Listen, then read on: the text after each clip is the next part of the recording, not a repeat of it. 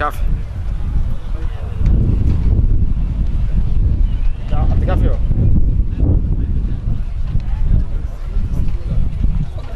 abti weli waayo madaxweynihii macalin waxaan joognaa jaamacadii ummadaan joognaa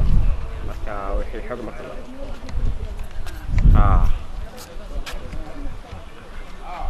wax arday joog male wax arday joog ma anagna joogno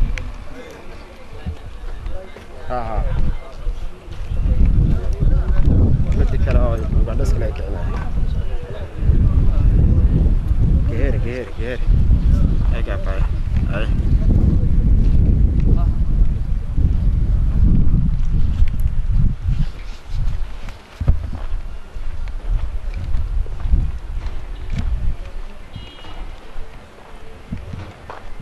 عيسى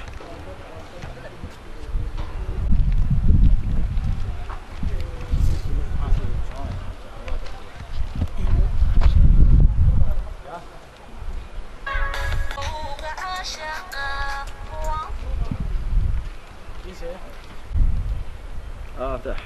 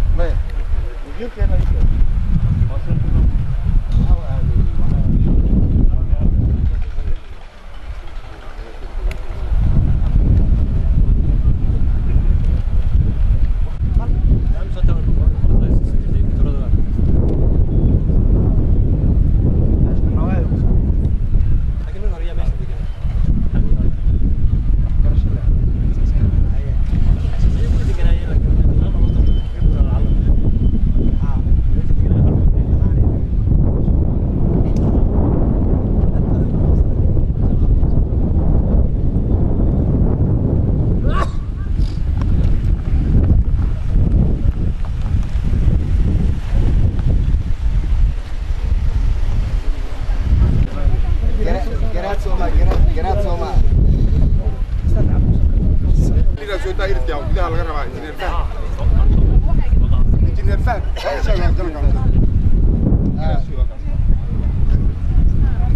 إنجنير فهم بهذا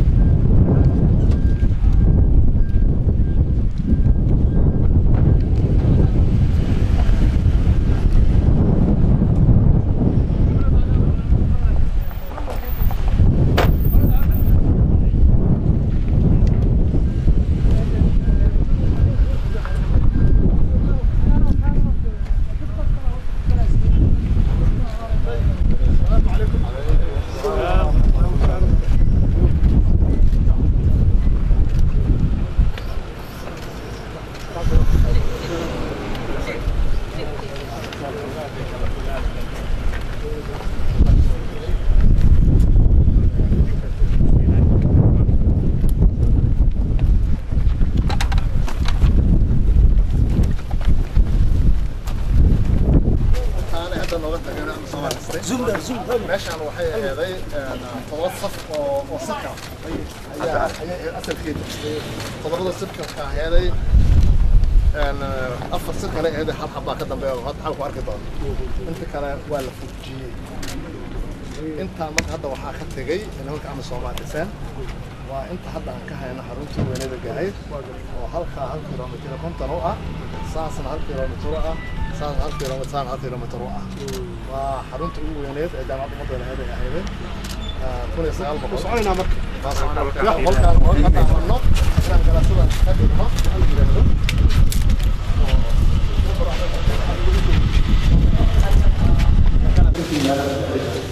مركب وصلوا صار تسرين لا طول زيارة عفاش أيام تعالى صح ويخد الساعة ماشى ماشي أصدقاء الوضع منطقة على أمن صوب واسطة مثلا لكن واحد بركة على الكيسين صور إنه إذا منطقة وضع عقل بدار ما أقولي واحد إلا صدق إبانة مثلا لوكا بركة لوكا بركة ولوكي جامعة مثلا أنت جاهد لوكي ديوان حرم ما حرم هذا الحالي لا أنت مرة أنت وحضرت مثلا مركا وحرم في سدحة هذا اللي حرمه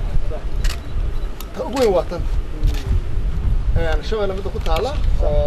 لو كنت أفر طماطي أرض أنا كنت لوني لما أفر كنت على لو كنت طماطي عندي عقدنا كنت لون إذا مثلا يعني هذا أرض إذا كان في سد حدا قعدتنا سوق الله وحنا جمعنا استاذ في المدة سهول جدا ومدرسين يعني محل هذا دين عكرو دكتور كذا شيء هو ولدي فلوس كارساينسكا iyo laba xarun moodo xaruntii beeraha xaruntii waxbarashada oo afgooye dhinaca afgooye naga jira iyo beer weyn beer ana waan soconaynaa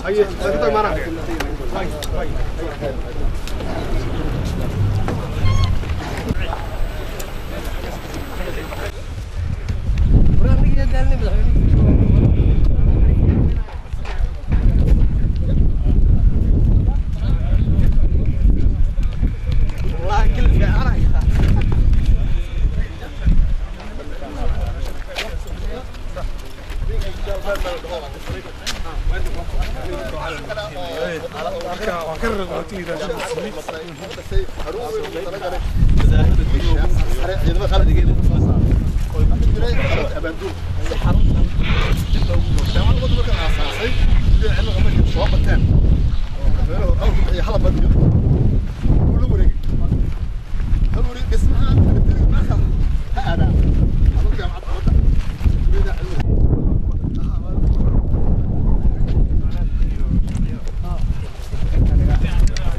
فقلة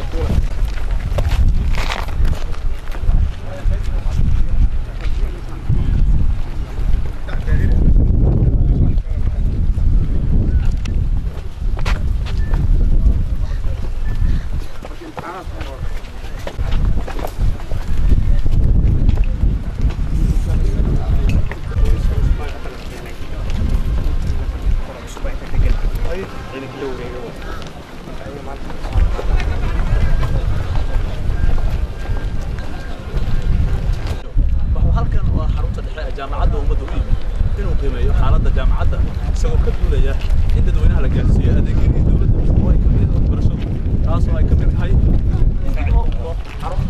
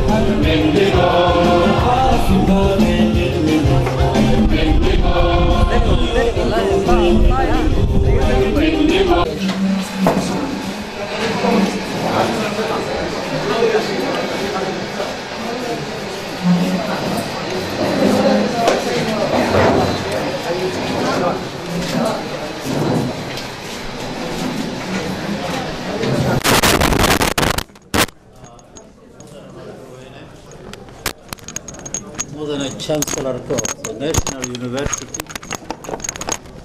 wasiirada gudoomiyaha jaamacadda ardada jaamacadda professorada waa idin salaamay marka hore marka labaad anigu maanta waxay tahay dhalasho labaad jaamacaddan waxaa ka baxay sanadkii 1974 74 dhalinyarada si fiican u dhageystaan jeclaan lahaa 75 waxaan ka naqday kaaliye bare ilaa ay wadanku uu ka dhacay dagaalkii sokeeye macallinaan ka ahaa madaxweyne jaamacaddan taariikhi ay leedahay hadda waxaan joogno waa kulliyadii Gahayr laakiin jaamacadda ummadda waxay ku baahsan tahay ilaa la foole dad badan baa ka soo baxay wadankan hoggaankiisa gacanta ku hayay mar raba madaxweynaha inaan taabto laakiin ilaa ugu yaraan 4 wasiir ra'iisul wasaare jaamacaddan ay ka baxeen oo macallin uga ahay dad badan oo macallimiinka maanta uu ka mid yahay gudoomiyaha jaamacadda laftiisa halkan uu ka baxay macallinna uga ahay jaamacaddan sanadkii 85 ayaa la dhisay waa kulliyaddan waxaana dhisay oo ku faanayno waxay tahay injineeradii ciidanka xoogga dalka Soomaaliyeed ee ahaayeen injineer Axmed Barre waa taariikh meel ku qoran waxaan filayaa maanta inuu boosaaso joogo injineero badan oo macallin u ahaana waa ka soo baxeen jaamacadda dhinacyada markaan fiiriyo wasiirada qaarkood way soo fiireen Cabdirashiid ka mid ah wasiirka petroolka halkan uu ka baxay shakhsiyaad badan ma sheegi karo jaamacaddan waxay ahayd kulliyaddan waliba kulliyadaha ugu weyn geeska Afrika oo muuqata dalkii markuu naga burburay 1990 macallimiinta halkan ka baxay iyo kuwii la fool boqolkiiba 90 wadamada dariska ah magacyada ma taabanayo ay macallimiin ka noqdeen mar labaad maxayna waxa lagu qaatayna waxay ahaayeen quality-ga ay lahaayeen aad bay uga sareeyeen kuwa dibadda ka imaanay mudana madaxweyne mudane chancellor oo kugu celinayaa jaamacaddan adaa madax ka ah gudoomiyaha waa maamul siyaasiyan iyo wax walba adaa madax u ah waxaan ka codsanayaa haddaan ahay macallimiintii jaamacaddan wax ka aas-aasay marka qalabkii iyo dhismihii aday ku sugaysa annagu diyaaran dagaalka diyaaran u nahay gabadha waxay ka dhawaajisay hadda darbi lagu wareejiyo darbiga waa la wareejinaa dowladda Talyaaniga ayaa ballan qaaday inay samayso laakiin jaamacadda inteeda kale waa qaawanta waa run gabadhu sida ay sheegayso halkan ma ahayn lacag la'aan kaliya in loogu dhigo ardadu jiif bay lahaayeen cuntay lahaayeen lacag baa la sii jiray xataa maadaama awooddeeda taas aysan dhammayn maanta waxaan ku soo jeedin lahaa jaamacadda dormitorygooda dhan halkan ay ku wadaan dad shacabaa ku wada jira gabadha waxay tilmaantay gobollo inay ka yimaadeen waa la seexin jiray taariikhda maanta aday jaamacadda ku tahay magan marka waxaanu codsanaynaa dalkaasi u kaco dhibaatadu ku jiro uga baxo oo dowlad rasmi ah wadanku uu sii yeesho xoog leh waad arkaysaa intii haraaga ahaa oo wadanka ku hartay ayaa wasiiradaada u badan oo jaamacaddan ay soo saartay waxaanu kaa codsanaynaa jiilkaas soo socda inaad si degdega tallaabo uga qaadid mudnaantana siiso waa mahadsantiin wassalaamu calaykum waraxmatullah markaana ah jansalarka jaamacadda ummadda guddiga sare ee jaamacadda ummadda oo gudoomiye u yahay wasiirka waxbarashada hidaaya tacliinta sare xubnaha golayaasha kala duwan ee dowladda dadka kale ee martidaha laga soo qayb galay dhammaantiin waxaan idin leenahay assalaamu calaykum waraxmatullahi wabarakaatu mudane madaxweyne farxad nooga weyn ma jirto maantayto inaad halkan noogu timaado oo aad soo booqato xaruntii ugu weynay dalka jaamacadda ummadda raqdeedii inaadna maanta nagu soo booqato waa ilaahay mahaddiis aad iyo aad ayaanana kaaga mahad celinaynaa sidoo kaleeto guddiga sare ee jaamacadda ummadda ayaguna inay maanta halkan joogaan ayakana aad iyo aad ayaan uga mahad celinaynaa oo ay arkaan jaamacadda ummadda oo ay guddiga sare ee boorkooda ay yihiin xarunteeda ugu weyn siday maanta u taallo waa ka xumahay waqtiga noo saamixi mayn laakiin waxaan rabaa inaan idin tuso maantayto xaruntan maalintii la furaayey 20kii Oktoobar 1985 siday ahayd iyo maanta siday tahay laakiin maalin dhawata waxaan keenay nin professoradii hore jaamacadda ummadda ka mid ah Axmed Maye professor Axmed Maye oo ahaa dhiinankii ugu dambeeyay dhin ka mid ah dadkii lagu bilaabay kulliyadii beeraha 1971 professor ka noqday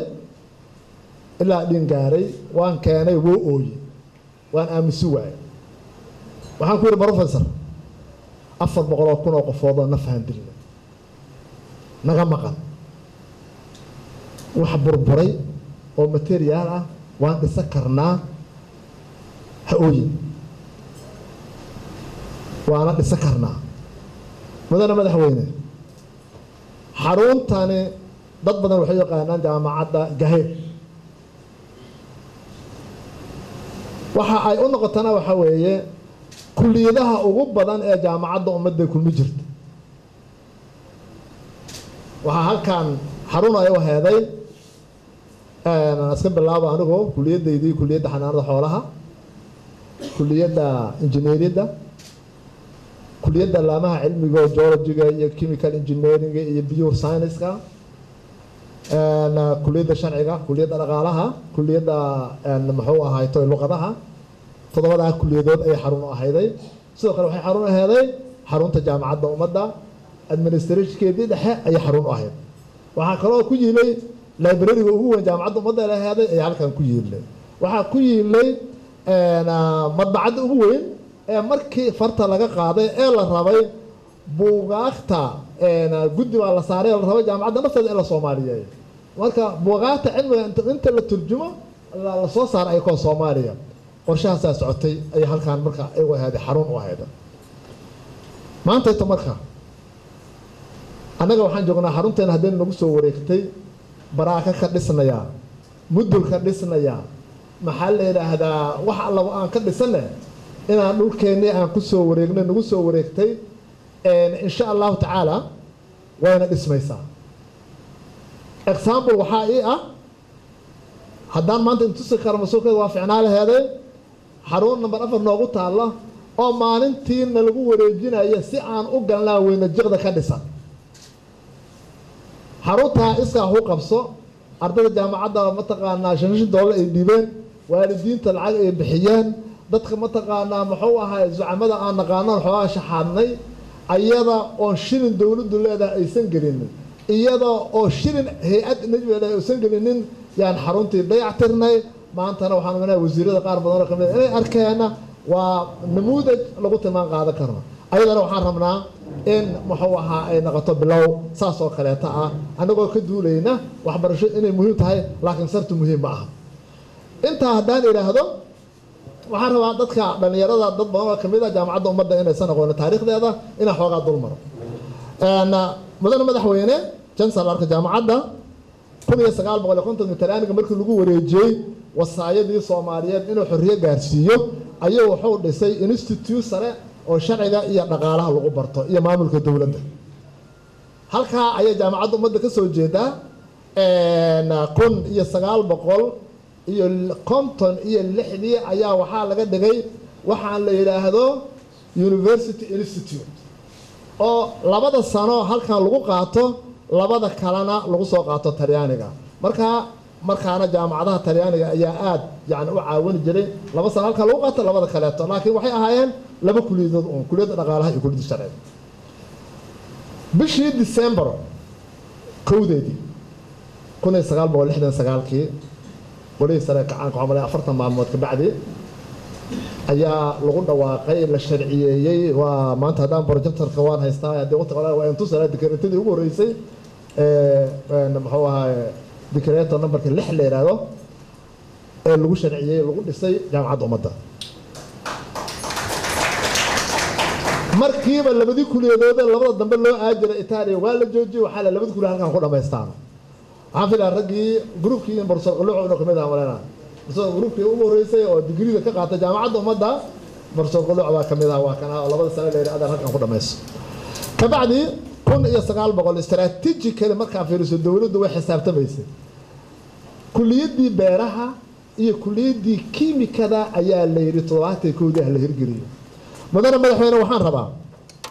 rag badan oo mutacalimiin ah waaga joogay 70 mutacalimiin ah dawladda isu keentay maxamed saad bar isu keen wuxuu yiri kuliyada cilmiga rabnaa inaan hirgelino 70 waa diiday suurta gal ma ahayn in la dhiso waa caan magacaada ka qortay wuxuu ku yiri saddex barood qabtay waxaan ka rabaa mashruuc lagu dhisanahay kuliyadaha laamaha cilmiga hadda nin militariya oo magac ka qortay oo albaabka ka baxay warma ku yaa ninku malayaan marka jaamacadda ummadda inay dheedheel ku timiday waxay ku timiday qasab iyo raganimo iyo in la challenge gareeyo waxyaalaha mataqaan dadku ay aaminsan yihiin marka kuliyadda 97 koodii kuliyadda waxa ugu horeysay kiimikada iyo kuliyadda beeraha hadaa fiirisa aqli ku dhisnay waxaan isleeyahay wuxuu ahaa waxaan soo saarno wax warshadeey loo baahan yahay hadaan hayso wax soo saarno waxaan warshadeyn karnin macnaha waxa macnaha oo fadhiya waxa ku xigta 72 kuliyadii waxbarashada 73 hal mar waxa lagu diray kuliyadda xanaanada xoolaha kuliyadda daawada kuliyadda caafimaadka macnaha kuliyadda caafimaadka kuliyadda injineeriya kuliyadda geologiya ma language wada ka bad afartaas hal mar lagu diray markaas meel dinta la waayay ayaa xarun dadka dhan ay wada qaanka ka soo baxay oo gaahidii koobaad la yiraahdo militariga laga xooga abanduulka loo dhisay markaas la yiri military meesha hartiin daga meeshaan ardax ku baranaysa dadka ka soo baxay joogo Barso Cali Fiqiya dadka mataqaana ay kamid yihiin ay ka soo baxeen baagaas dadka mataqaana ana kulli muxuu xasuustay engineer bays aan haleerada aan Abdi Shakur marka 79 la kaamilay oo lagu daray kuliyadda daraasadda islaamka kuliyadda journalismka ka bacdina dhowr macahad ayaa jaamacad kuliyad laga dhigay 84 macadkii culuumta siyaasadda oo 84 laga dhigay kuliyad taama oo lagu daray jaamacadda ummadda iyo macahad kaleeto oo macnaha soo saari jiray macallimiinta farsamada soo saari jiray isla leeyahay laga dhigo asna macahad usana jaamacad laga dhigo sida jaamacaddu waxay ku duntay ayada oo ka kooban 15 kuliyadood waxay ku duntay ayadoo 15 kun oo arday ay dhiganayaan waxay duntay 800 oo staff Soomaaliya ah ayadoo ay ka shaqeeyaan xilli kastana 200 oo Talyaani oo professor loo soo diro ayay ku duntay waxay duntay ayadoo oo markii aasaastay dugsi sare ee takhasus ah oo masterka iyo PhD-ga lagu qaato groupkii ugu horeeyay masterka ay ku qaateen ayay naga duntay maanta ito alxamdulillah 24 sano ka bacdi waa la soo nooleeyay waa jirtaa waxa mudana madaxweyne aanu mataqaana ku faani karnaa maanta ito in 1400 oo arday oo lacag la'aan wax ku barta oo dawladdu ay kafaalo qaaday waxbarashadooda inay jaamacadda dhigtaan waxa kaloo faan noo ah sanadkan maadaama ardayda ay badatay kambaskaana lagu soo siyaaday in 1000 arday aan qaadano sanadkan haddii la yiraahdo jaamacadda ummaddu waxay hooy u tahay markii ardayda dhigata loo fiirsho ardayda gobolada u badan sida daraadeed inay hooy helaan waa laga maarmaan kursiga meesha laga soo jeedo waxaa ku yaala 7 dabaq oo min 7 dhisme oo min 3 dabaq ayaa ku yaala oo haddii la dayactiro loo guntado aan hubo inay arday fara badan oo gobolada ka yimiday inay muxuu ahaay toy ay hoy u noqon lahayd taariikhda jaamacadda intaas muxuu hadda ku soo koobay waxaan ka tagay kuliyada hadda noo furan waxaa weeye kuliyadda waxbarashada oo aan ognahay waddankan haddaan kuliyo waxbarasho oo tayadeedu sarreyso iyo macallin laga fikiray muxuu ahaa noloshiisa aan la helin ayaduna waddanku inuu xabadka dhulka ka qaadaaho suurtagal ma aha sidoo kaleeta dhaqaalina ogtihiin beeraha xanaano wuxuu ku tirsan iyo xoolaha marka kuliyadda xanaano xoolaha kuliyadda beerahana waan furnay kuliyadda injineeriyada waa furan tahay kuliyadii sharciga dhaqaalaha oo la yiraahdo deego waa kuliyadihii hooyada jaamacadda laba ay furan yihiin sanadkan waxaan ku darnay kuliyadda daraasaadka islaamka iyo kuliyadda maxaa la yiraahdaa saxaafadda ayaan sanadkan ku darnay sagaalka kuliyadood ayaa sanadka September furmi doona mudan madaxweyne qorshaheena waxa weeye September halkan arday inay dhigtaan qorshaha aanu sameynay September halkan arday la dhiganaysa insha Allah taala waxyaalaha jaamacadda ku haya dhibka waxa ugu horeeya mudan madaxweyne hantideedii waxay leedahay 7 xarumood iyo beer webiga jiinkiisa ku taalo loogu talagalay beeraha inay ku sameeyaan dhalan rog xoolo rog loogu sameeyo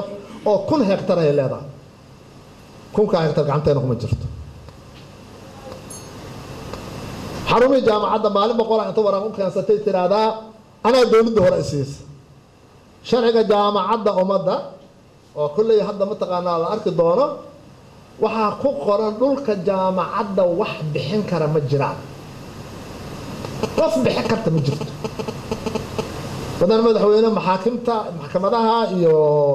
dawladihii ma taqaanaa gobolada naga horeeyay waxba la isku qasay dhulka jaamacadda halis ku jira kana ugu soo halkan dacwada ka taagan marka arintaas waa dhibaatana haysata waaye jaamacaddu wadamo saaxiib ay lahayd wadamada saaxiibka ahay in kuwaasna loo mataqaanaa loo soo celiyo kuwa kalena loo raadiyo oo hal meel lagu tiirsanaado meelo badan inaan ku tiirsanaano ayaa muhiim ah saaxiibada horena in la yiraahdo welcome soo dhawaada saaxiib raadiyo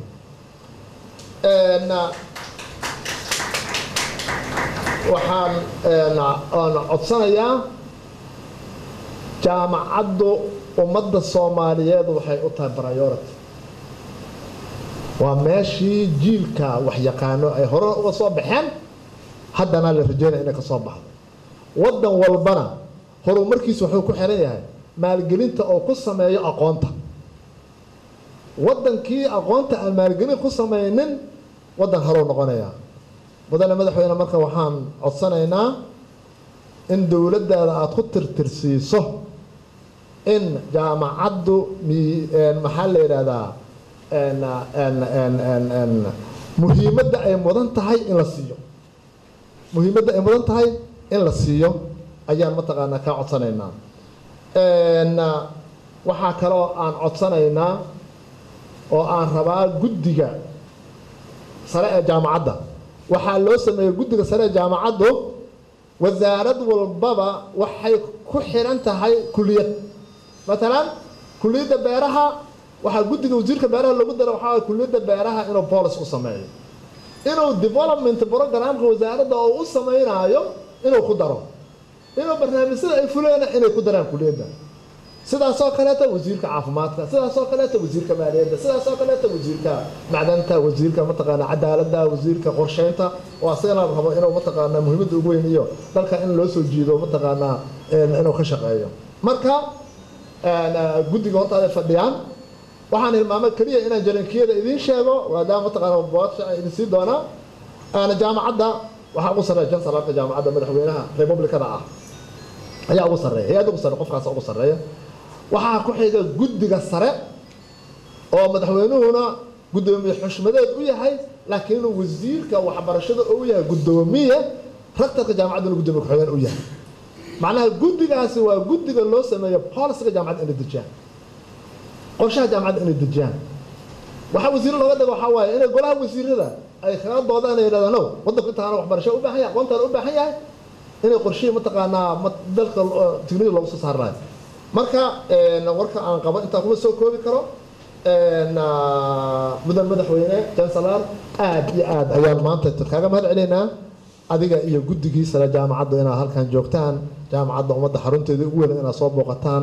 waxaan leenahay ilaahay miisaankiina xasanaadka idinku daro inta aad waqti maanta halkan ku qaadanaysaan intaa ka bacdi waxaan jeclahay inaan kusoo dhaweeyo wasiirka waxbarashada hidaaya tacliinta sare wasiir cabdiraxmaan kusoo dhawo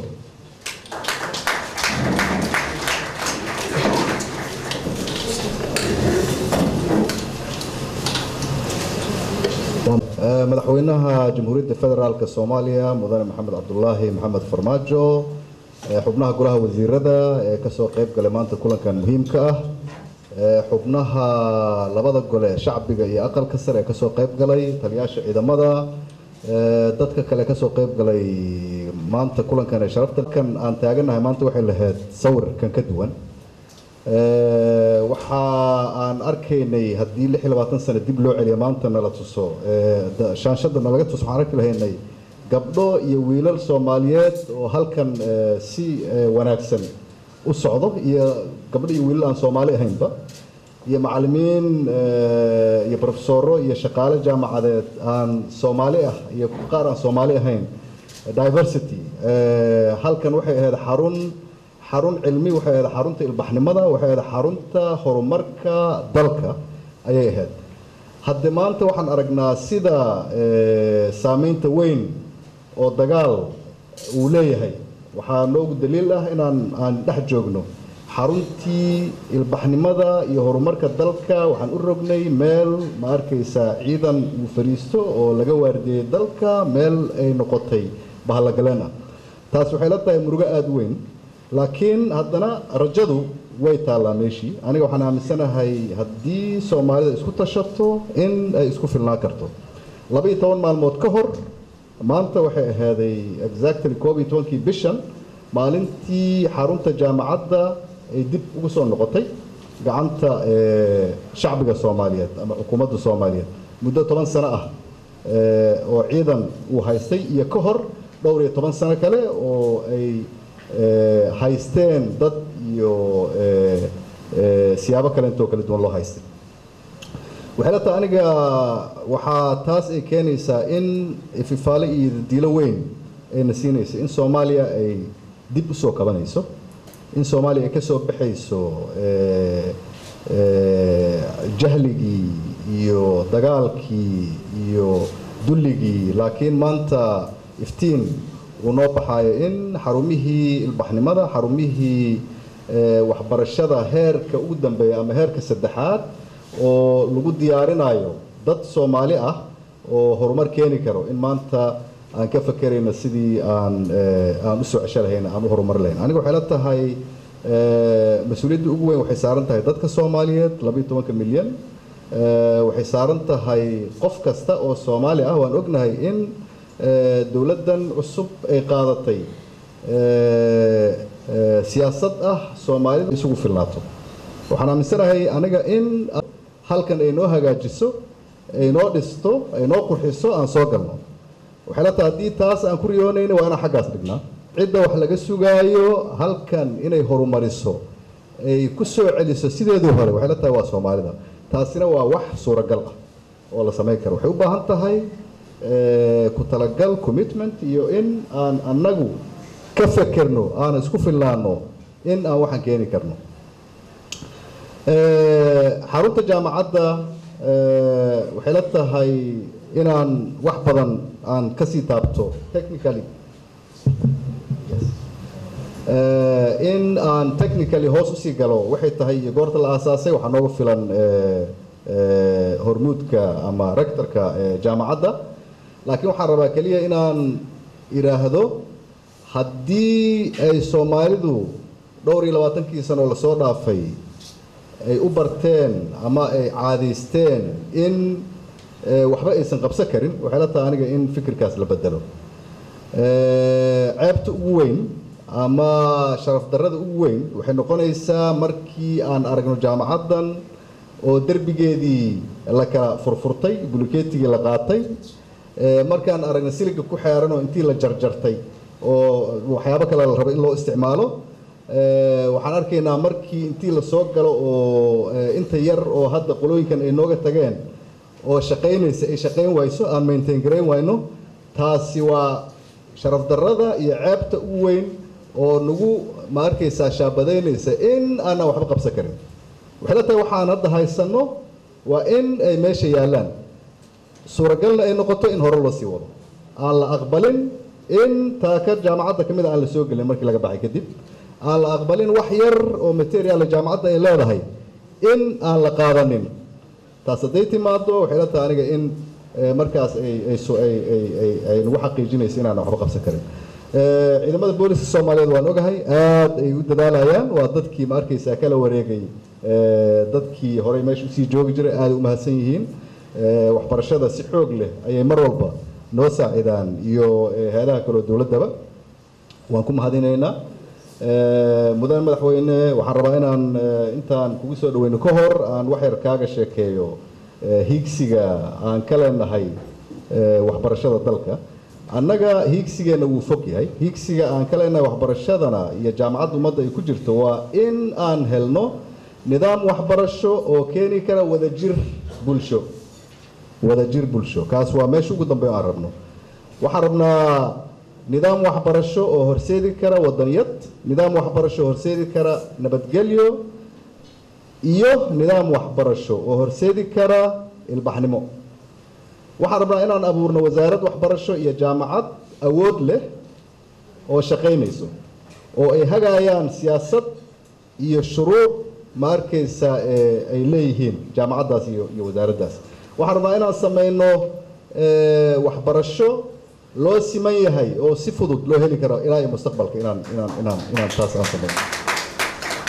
taasina waxay la tahay in aan ka fekerno in waxbarashadu ay muhiimad weyn ay leedahay security-ga waan ognahay inuu dhibaato xoog leh dalkan ku haayo poverty-ga ama faqriga inuu dadkan uu dishay waan ognahay laakiin waxay la tahay waxyaabaha looga bixi karo waxaas nabadgelyo xumada iyo dhaqaalaha oo hore loo mari karo waxaa ka mid ah waxbarashada waxay la tahay waxbarashada inaan ku baraarugno oo aan siino muhiimad weyn khaasatan waxaan ka codsanayaa madaxweynaha dalka iyo chancellorka oo hadda maanta noo ah chancellorka jaamacadda waxay la tahay qof kastoo Soomaaliyeed inaan ka fekerno dalkan sidii aan uga qaban lahayn waxbarashadiisa aan horumar lahayn waxaan rabaa inaan kusoo dhaweeyo ugu dambeyn aan u mahadcelinahay dhammaan dadkii ka soo qayb galay ee ugu horeeyaan booliska madaxweynaha jamhuuriyadda federaalka Soomaaliya isla markaasna ah chancellorka jaamacadda in aan ku amaano ama aan u dhiibo amaanadii jaamacadda ay leedahay calankii ah iyo shuruucdii jaamacaddaas ay lahayd oo aan dhageysano khudbadiisa kelimadiisa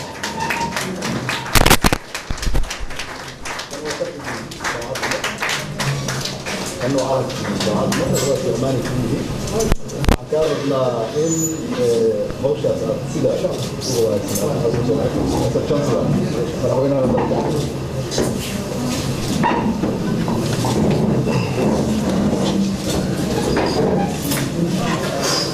بسم الله الرحمن الرحيم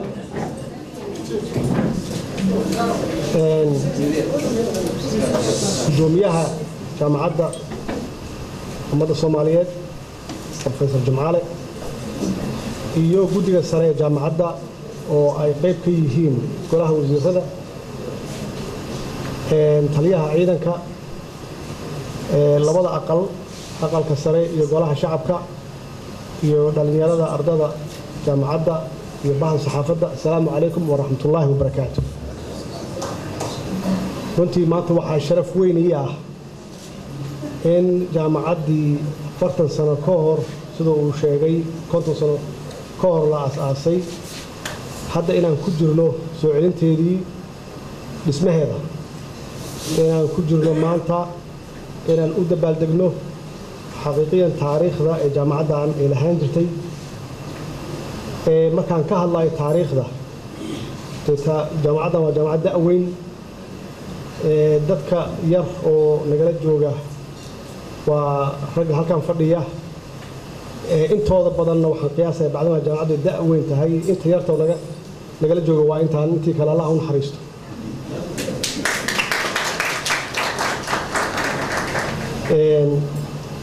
gudoomiye runtii waa kaga mahadcelinayaa runtii intii aad jaamacaddan aad haysay horumarka iyo waxa la taaban kara aad gaarsiisay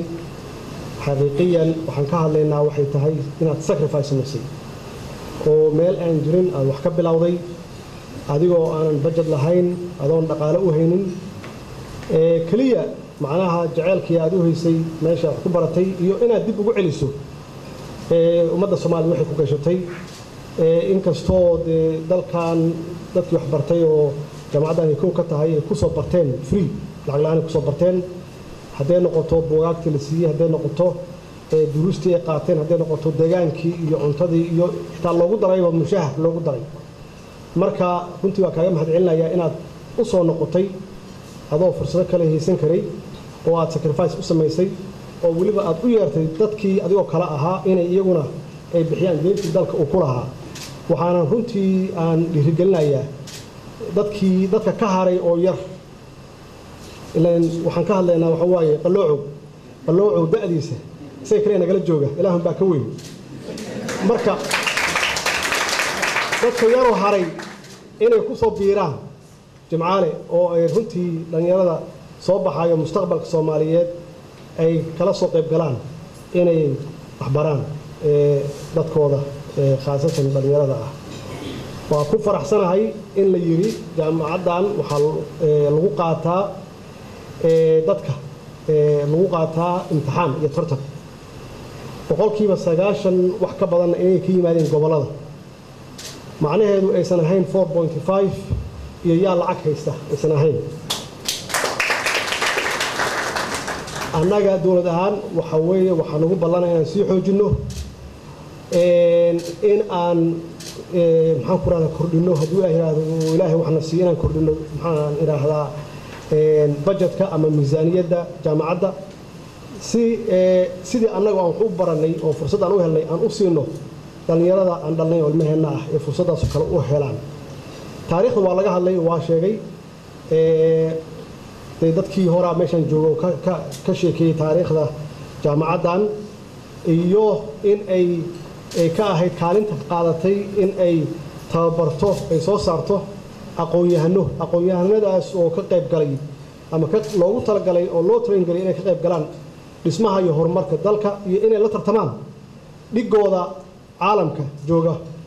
inay la tartamaan oo dalkooda ay u shaqeeyaan toddobadaas kuliyadood aan sheegnay ka kala baxeen maxaa ka dambeeyey waxaa ka dambeeyey burbur waxaa ka dambeeyey qabyaalad waxaa ka dambeeyey qax yaa ka dambeeyey waa inaan wax ka baran iyada naftigeeda in qabyaalad aysan waxba dhisayn in wax dumisa mooye maanta loo baahan yahay marka in aan raadino qarannimadeennii iyo midnimadeenni Soomaaliya aan raadino aqoontuna ay noqoto iftiinkii lagu iftiiminayay qofka aan waxba aqoon in wax barto qofka wax bartayna sidaas imtixaanka loo galayo imtixaan lagu kala baxo meel walbaba oo aan la fiirin qofka qabiilkiisa iyo meeshuu ka yimid maxaa yeelay khibrad yaan u leenahay hadda burburkiina soo maxaan ku raahdaa soo marnay iyo meesha hadda adduunkan ka taagannahay waxa keenay annagoo taas ka anba qaadayna marka waxaa loo baahan yahay in aan curriculumka ku darno point of reference-na ka dhigano wixii aan soo marnay iyo sababtii u dhacday si dhalinyarada hadda joogta iyo kuwa ka dambeeya aysan dib ugu dhicin oo aan wax loo burburin inta la dhiso waxbarashadu waa iftiinka nolosha weeye qof aan waxbarasho lahayna nolol ma lahaan karo oo taas daliil waxa u ah intii aan ku tartamayna aqoonta meeshaan horumar ka gaarnay intaan burburnay wadamada dariska horumarkay gaareen caalamkan u cararnay siday u dhisteen adduunyadooda iyo dalalkooda u dhisteen taasna waxay ku gaareen waa aqoon wey marka inaan dhalinyarada ku dhiirigelino inay wax bartaan oo ay qoriga iyo xagjirnimada ay ka fogaadaan oo qofka uu qaato qalin uuna maskaxdiisa iyo intellectualkiisa uu kobciyo uu koriyo annaga dawlad ahaanna muhiimadda koowaad iyadaa noo ah waxaan soo aragnay dadka dibadaha aaday ilaan waa la wada qaxay markii la qaxay waxaa isku darsoomay dadkii intellectualka ahaa iyo dadkii baadiyaha ka yimid oo xaqiiqiyan dee ka dambeeyey ama ka dambeyn karay wixii dhacay oo burburkii laga yaabo inay ka dambeeyeen qayb ka ahaayeen marka qofka aqoonta iyo qofkaan aqoonta lahayn dad siman ma aha laakiin waxaa ka dhigaya dad siman markii hawshu ay ku soo dhammaato 4.5 iyo markii hawshu ku soo dhammaato qabyaalad waa la simay marka nin aan maskaxdiisii investment gelin ama dhaqaale badan lagu bixin yaa wuxuu ka hormaraya qofkii investmentiga geliyey oo laga yaabo 30 sano wax baranayay in laga siiyo mudnaansho aan la garanayn taasaana keenta runtii maanta Soomaali inay taagan tahay meesha ugu hooseysa adduunka dhinac walbaba haddii noqoto horumar haddii noqoto waxbarasho haddii noqoto caafimaad haddii noqoto dawladnimo haddii noqoto dhinac walbaba waxaan nahay meesha ugu hooseysa adduunka marka waa in jidkii aan soo maray 27 sano aan ka leexano marka oo aan u leexano dalalka naga hormaray waxay ku hormareen annagana wixii aan ku hormarnay maalinta xornimada qaadanay iyo maalinta wax naga burbureen marka waxa ugu horeeya aan horumarkaas ku gaari karnaa midnimo inaan ka shaqeyno inaan midnimo ka shaqeyno oo ummadda Soomaaliyeed meel ay ka tagaan wixii burburiyay ama dhibaato u geystay oo qabyaaladu way kow ka tahay oo aan horumarino aan muhiimadda siino midnimada iyo national unity-ga inaan muhiimad kow ah siino ugu dambeystii shirkaani waa shirkii ugu horeeyay marka 90kii uu dalkii burburay sanadkii 1990kii jaamacadda ee gasho gudoomiyaasheeda sare iyo rectorka iyo aniga waa shirkii ugu horeeyay xaqiiqiyana waxaan aaminsanahay inay tahay horumar in ay nagu soo wareegtay dhismihii jaamacadda ummadda Soomaaliya nagu soo wareegtay markay 10 sano ay deganaayeen burundiyiinta ay deganaayeen waa progress aan gaarnay inaan ku dhiiri galino ama aan galino burundiisku inay ka guuraan bacdama ay meeshaan tahay educational institute ay tahay ay tagaan meelihii ay iyaga ku habboonaayeen oo dagaalka dhufeysida uga jireen halkan annaga aan isku tashanno aan u maalgashanno oo aan uga shaqeyno mustaqbalka caruurteenna waa mahadsantihiin waxaan ku ballanay inaan dib u dhisano jaamacadeenna waxaan ku ballanay inaan ka wada shaqeyno midnimada Soomaaliya oo aan ka tagno oo wax ka barano wixii na soo maray oo xumaa oo qabyaalad ugu horeysay oo aan la shaqeyno jaamacadda iyo gudoomiyahooda aan la shaqeyno waa mahadsantihiin wasalaamu calaykum waraxmatullaahi wabarakaatuh